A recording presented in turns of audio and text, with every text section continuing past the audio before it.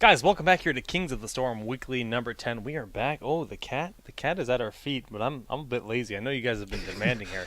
I don't know. Are they? I don't see any. There's no cats. There's no cat walls, and if there's not a cat there's wall, no cat walls. it's not really warranted. Sorry, guys. Just how it is. Yeah. Well, we are getting ready here for the finals. Dread is saying Cursed Hollow as the map. So that's 4 or 5 games in a row that we've cast on Cursed Hollow. Cursed Hollow, boys. It is. We have not seen Sky Temple today. I think we saw Dragonshire once. I think we saw Garden twice, and then cursed. Pretty much. This one was. Let's see. I'll let you know exactly. No, 2 gardens. I said 2 gardens. Oh, did you? I said 1 dragon. See, we talked about this whole I don't listen to Jake thing. That's it right there. Gosh. Well, it's going to be cursed again here. Cursed Now, boys? this is Tempo Storm, formerly Symbiote. At this point, I think everyone does know that. Versus Barrel Boys, who have made their way here to the winner finals. So the team that wins this best of 3 series will advance to the grand finals of this event. And You know, it's rare to be able to say this, but Barrel Boys are the ones who are undefeated at this point. what? And not Tempo Storm. Nani? Of course, Tempo Storm did take that 1-game loss to Was it Murlocs? Yeah, it was, right? It was Yeah, it Marlex was who Marlex. just dropped out. Yeah, they just dropped out. Yeah, they just fell. So To I don't know what the circumstances were in that game. Hopefully you guys were catching that over at twitch.tv/LoyalTV, who, by the way, is going to be casting loser semifinals. Yes, And, during all this. So, getting everything good and ready. We will have the blue team being a Tempo Storm. We're going to have the draft rolling in just a moment here, guys. And everything is going to be beautiful. Beautiful. Kubi. So you think we're going to see some Asmodunk? Asmodee. I sure hope so. Space Jam Slam. I want to see it. I want to see it. Okay, All here's right, the link. Here's the link. We got it. 2006 to We're setting it up. 7? My favorite year. That's the year I get cloned. Did you know that? News to me. Your face is just like, I have no idea how to respond to that. Okay. Boom, bam, boom. Draft Rooney is ready. Gonna let these guys know. And we'll have the draft going in just a moment. Guys, are you ready for the winners finals? It's time for Barrel Boys to see if they can roll with the best.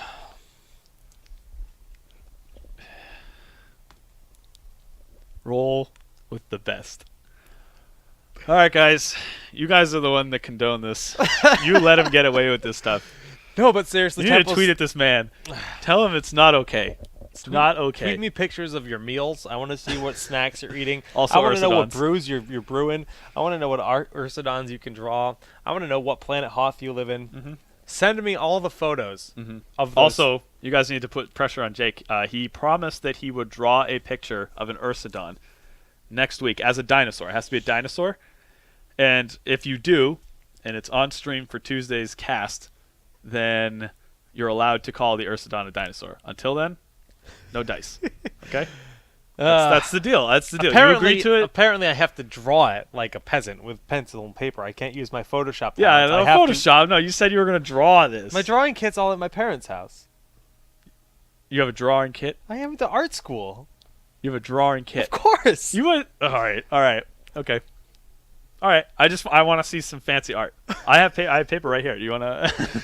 Oh goodness. Well, Well, some nice Ursidons. we're waiting on the draft. We're waiting for the Ursidons to be ready. Of course, the Ursidons are actually battling it out in the losers bracket. So I guess Zoya's waiting for the Ursidons to be ready. We're waiting for the Storm of the Tempo Life. Yeah, the Asmodunks. The Asmodees, all day. I'm gonna be so sad if they don't go Asmodan. They'll be like, oh, I missed it. Well, we'll have to catch the replays, of course. Yes, They we did, will. in fact, pull out Asmodan. We're very close friends with Zoya, so he tells us all this stuff behind the scenes, and we knew they were like playing around with Asmodan over the last few days. And apparently, they busted him out in the bracket today. Oh my goodness, this has started so uniquely. Rhaegar ban after Stitches. Nazebo picked up immediately by Tempo Storm. Rhaegar ban. The Stitch's first ban What? is a bit strange too. What? That's something we almost never see.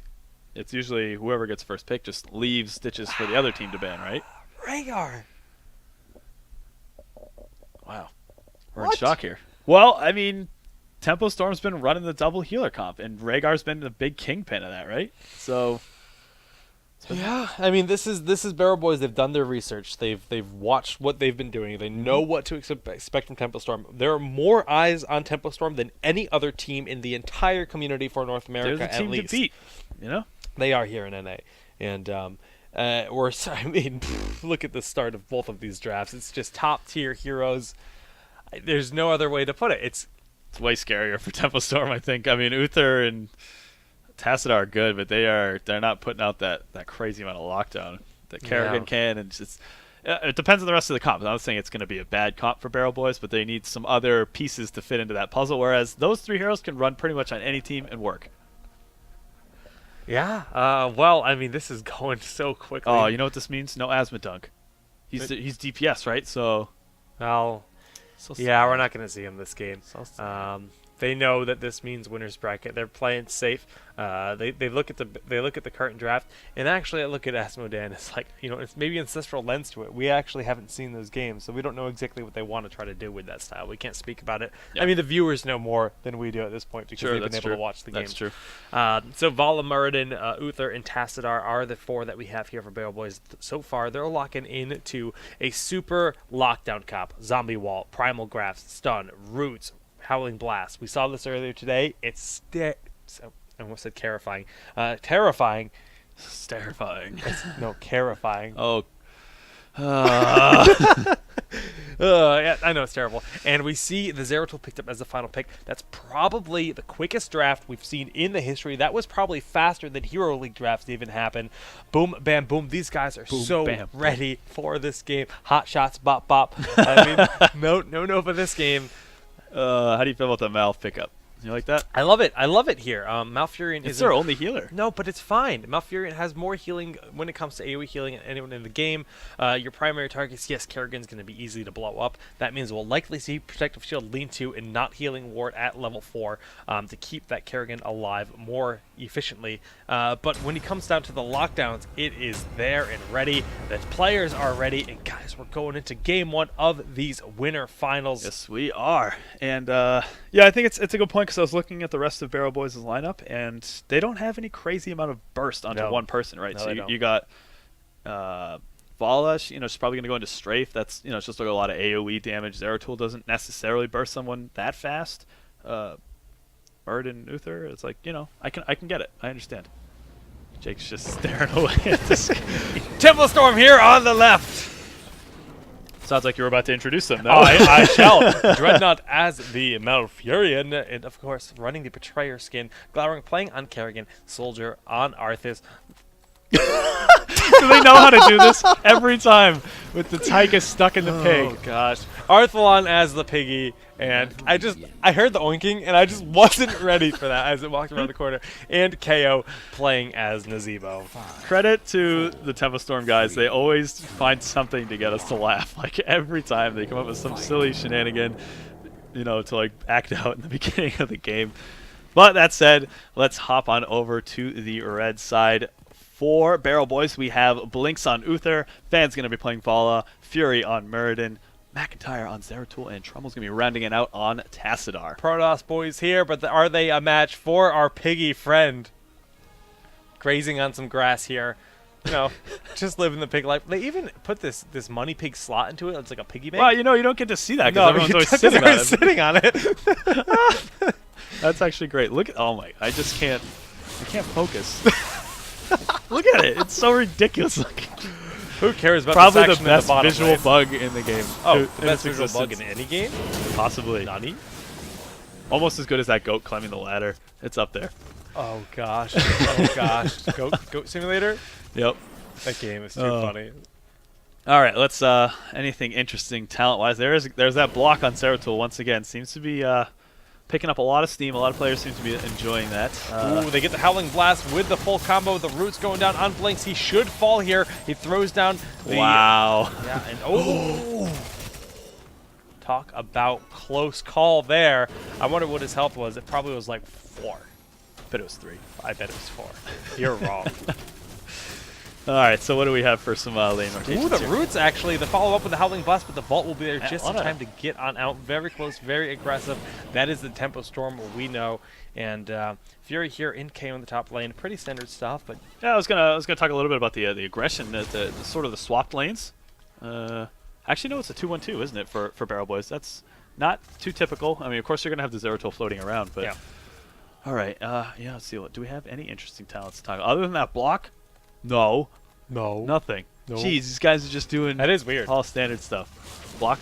Yeah. Block being weird? Yeah, I mean, so, especially C9 Vortex has been sort of trying this out quite a bit. Zuna, too, whenever we see him on Zeratul. But, yeah, I don't know. It seems to be... I'm not sure what it is.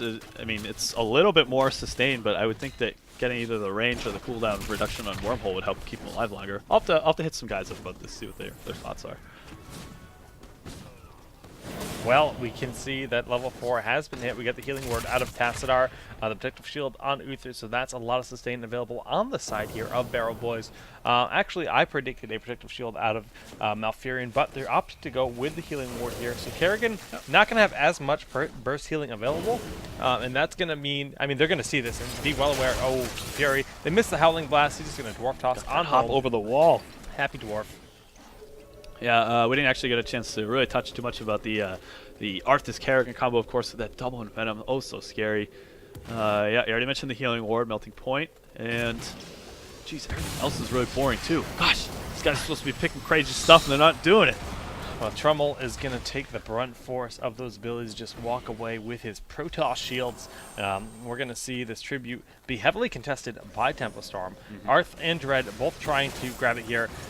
The Primal Grasp will be juked nicely by Blinks, but the Howling Blast will follow up, locking him down. He's going to mitigate Good zoning. Yep.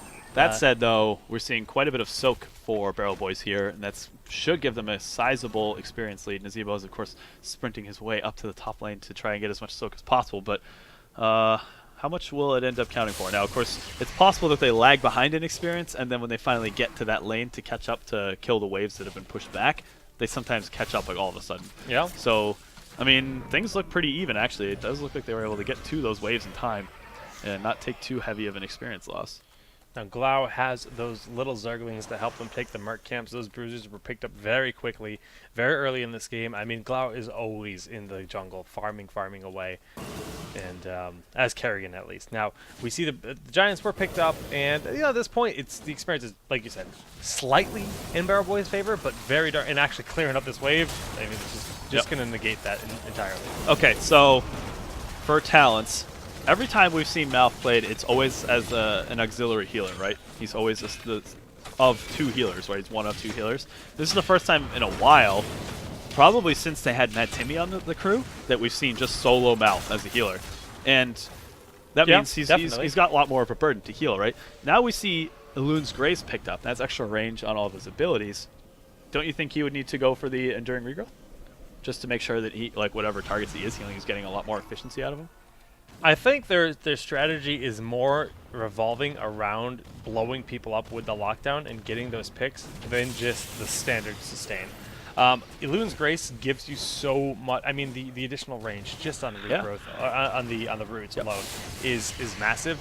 So I understand what they're going for. And Dread is he plays supports in a more aggressive manner. He plays them a little bit more as utility than just straight up healing. I've never seen him go a full-on sustained build. But Arthier, he's got four members, and he is gonna get blown up. First aid, right, guys, right? Oh my. Okay. So Cheeky, McIntyre taking a lot of damage. They're blowing up that wall, trying to get him out. They don't have any heals. They have the shields and the healing. We're there to keep him alive. Yeah. They've actually opened up this part of the wall too, which is a nice thing to have available. But cute play, picking up blinking over the wall, and then the rest of the team sticking around to make sure that he stayed alive. It was cool. I think probably Arth thought he was going to live there and wasn't expecting them to really commit so heavily by using that blink over the wall. Now, if he had taken the cooldown reduction on blink at level 1, they wouldn't have had to blow that wall up. Look at that orange Cyberwolf. I don't know if I've ever seen that one. Is that one of the tints on the gold Cyberwolf? Must be. Yeah. Must be. All right, so we do see this is kind of a make-or-break situation for Barrel Boys here. They do need to contest this tribute, as it is going to be the third one for Tempo Storm. And yeah, they're pushing on in here. Tempo Storm wants his Dread, immediately trying to channel it. Fan's going to look for that multi-shot. It is going to be able to clip. Odin has been popped here. And, I mean, the Odin can really zone people out. I mean, Dread constantly trying to do that, but he's also thinking, hey, if I throw a root down, maybe I can secure that kill, so that's why he canceled it. Psystorm being used, Zombie Wall will zone, and that's going to get the tribute here for Tempo Storm. Curse going in their favor, and... Very patient play from Barrel Boys there. I thought that they were sort of just trying to wait out the Odin. They're always so cautious with their team fights. Yeah, like, and they said, yeah, we would rather take the Curse here than just take a heavily disadvantaged team fight.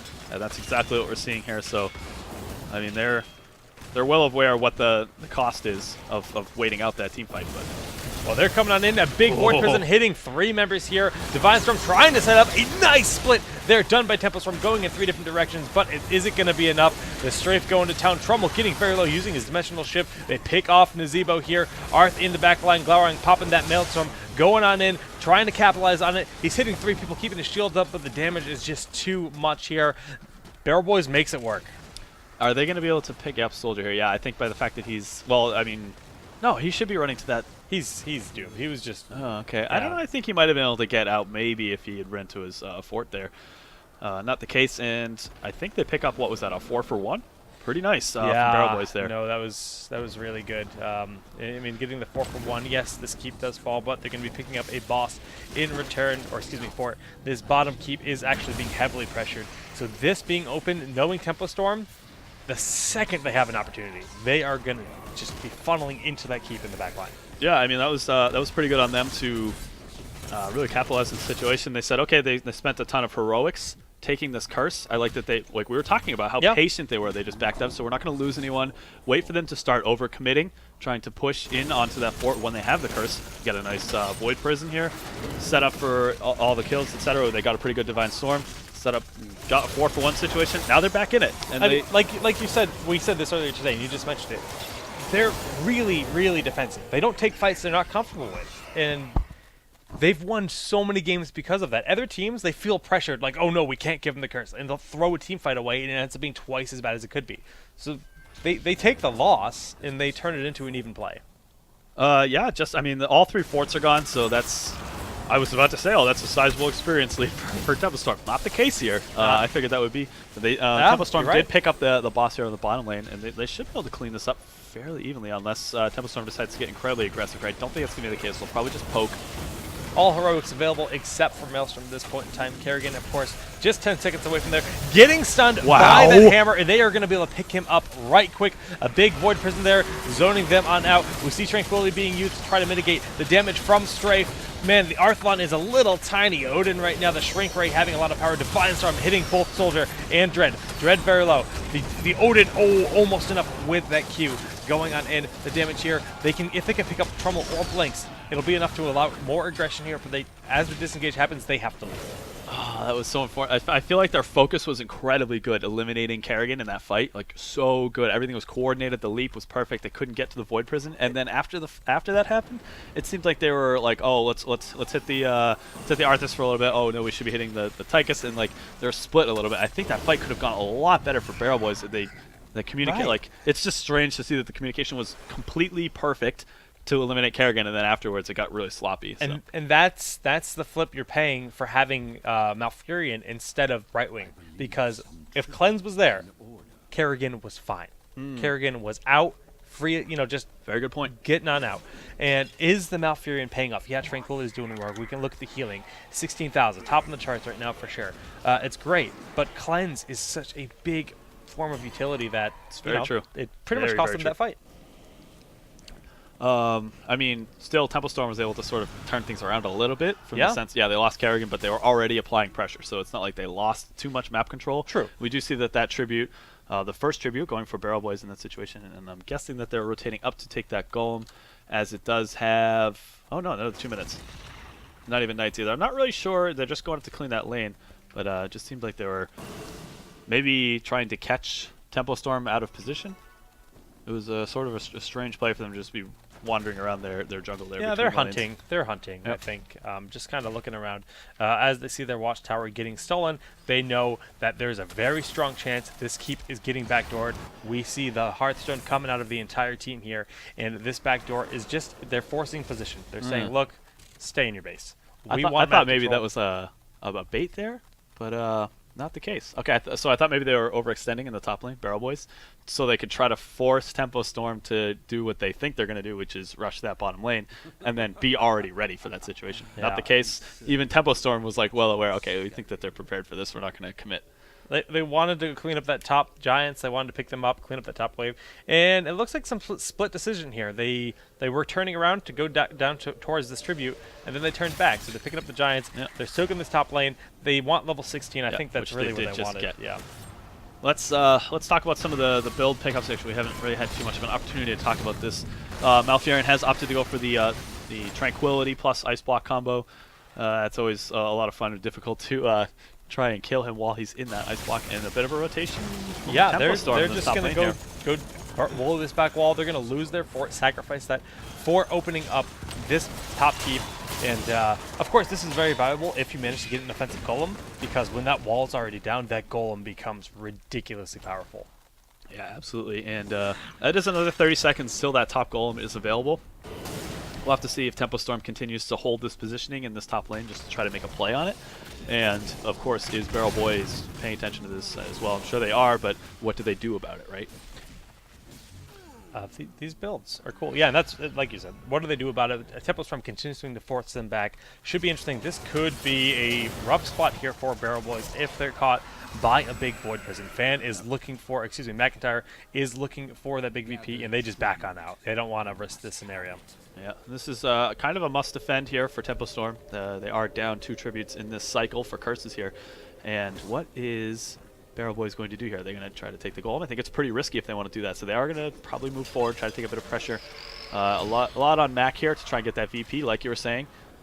Everyone's pretty split up from Tempo Storm. It's a really good play. Ooh, Glaurung getting blown up immediately. They just remove him from the fight. He actually got nothing done whatsoever. The strafe going to town. Tranquility being used, but Soldier is in a position where Malfurion really can't heal him. Army of the Dead will keep him alive. Yes, they got the tribute, but they are in a full-on retreat, and this gives Barrel Boys every right to put on some aggression. Yeah, they can absolutely back up and take this boss. I think it's going to be a trade for the golems here for both teams.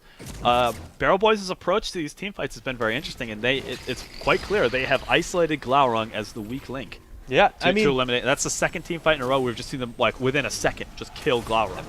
We talked about it. I predicted to see Protective Shield to help keep Glaurung alive. Yeah. Don't even see that. We have the healing ward for the more sustained healing across the team.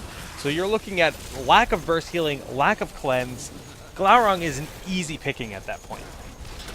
So both teams are going to grab this golem here on the other side, and we see that Barrel Boys is pushing hard, but I mean it's sort of a trade situation other than positioning. Like yeah, of course Barrel Boys' golem is a little bit further forward, so I think we're going to see Tempo Storm back up and defend here. Yeah, well, with this golem coming on in, they will be defending this for sure. All 5 members of Barrel Boys want to push on, and with this, having a golem pushing is of course a nice advantage. Yep. Some heroics are down. We do still have Strafe and Divine Storm on the side of Barrel Boys. Maelstrom, Ravenous Spirit, and Odin, I think, are still up. That's going to mean that it's going to be a tough fight for Barrel Boys to take here. A bit risky. I think they're just going to take this keep and back up. And are they going to Hearth? Yeah, some of them we are have 1, Hearthing. 2, Okay. 3, 4, I don't know if 5. they're going to be able to keep this keep alive. No, it should fall here. The shielding, I don't think it'll be enough. But too little, too late. they could VP it. I don't think they're going to do that, though. If they had a mule, maybe that's an option. But, so close. Is the shield enough? One more hit. Oh. So close. Yep. Got to give him props. But really close game so far. I'm yeah, loving this. Back and forth. I mean, they're showing that they have really climbed to be at the top of the North American scene at this point in time. Now we do have the bruises available. The curse is up here, 2-2 in terms of tributes. Next team to win this curse or tribute will have the next curse of the game, and that could be the end. If there's a big team, now Soldier's taking a lot of damage. The roots go down for zoning. All 5 heroics available for both teams here, and Soldier in the front lane. Notice Glaurung is playing very defensively. Soldier will end up falling a nice big Divine Storm. That VP spelling disaster here. Kerrigan with a massive Primal Grasp. All 3 members get pulled in. Trumbull is forced back on out. We see the blink going out here for the Zertul as well. The Odin goes off. KO is going to end up falling. Oh my goodness, the roots on Trumbull, not quite enough. Odin going to town. They're just so many members. Their focus has been so good. The killing's been just enough. I got to give Barrel Boys credit here. This is some of the best Void Prison play I've seen in a long long time. Yeah. Honestly, just the way that the team is coordinated in these situations where it's like, okay, we got this Void Prison down, and they always capitalize on it. Fan does end up falling. The curse does go to Barrel Boys, and yeah, the VPs have been insane. Every heroic is on cooldown. Arthalon is in a terrible position. Dread and Glau trying to make their way up. Trumble's on a target they can pick off, and McIntyre going in. Curse Fairy going over the wall here. 1 kill there. Glaurung is in a terrible spot as well. Can he get away from this? Of course, the curse preventing these towers from being active right now. They can't go through that wall, but they can hop over it. The blink goes forward. I don't think they're going to get him. It's too much of a waste of time. I guess you're right. I think that they should just focus on using the advantage they have with this curse here. There is a... it's Golems pushing top lane. Of course, that's something that they will need to think about eventually. But with the minions at 1 health, that's going to be quite the slow push. And almost level 20 for Barrel Boys here. That fight was pretty good for them. I can't get over how good that Void Prison play is. It's good. It's not even like a wombo combo style thing. They just are isolating the right amount of targets. He hasn't thrown a bad Void Prison this entire game.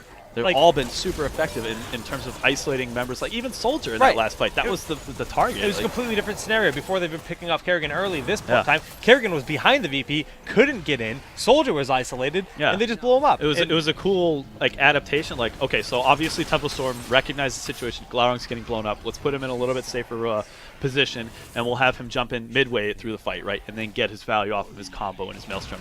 And that way he won't get blown up, and then we'll have to see what Barrel Boys does in that situation. That in turn forced Arthas to be too far forward, and they found a situation where 3 people were in that choke point. They couldn't walk all the way around, the people that weren't caught in the Void Prison, which I think was just Glaurung, and so he had no way to hop over, and they promptly just eliminated Soldier. Really nice heads-up play there from Barrel Boys.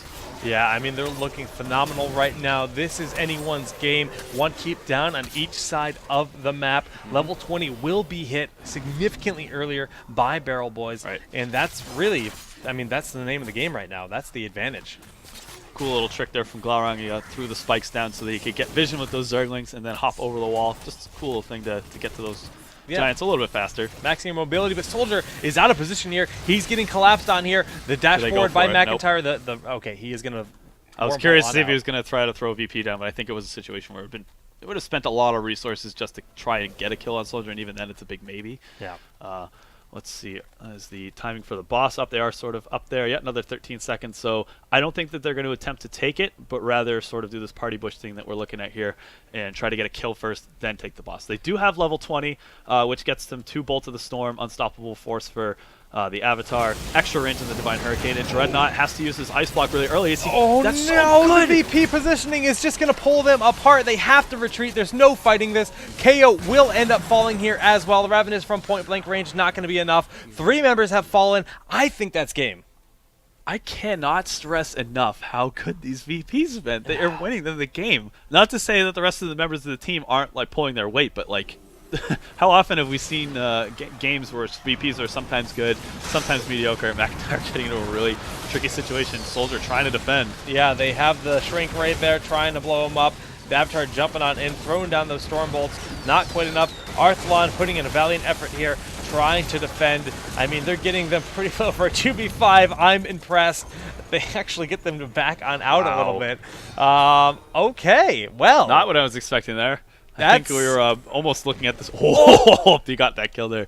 That would have been very, very impressive. The power of Odin and Arthas. Yeah, they just basically stalled long enough. Yeah, they threw 2 heroics down, but yeah, it's I mean, a hell of a lot better than losing the game. Yeah, I would say so. So some nice stuff there. Now we're going to see the boss getting picked up.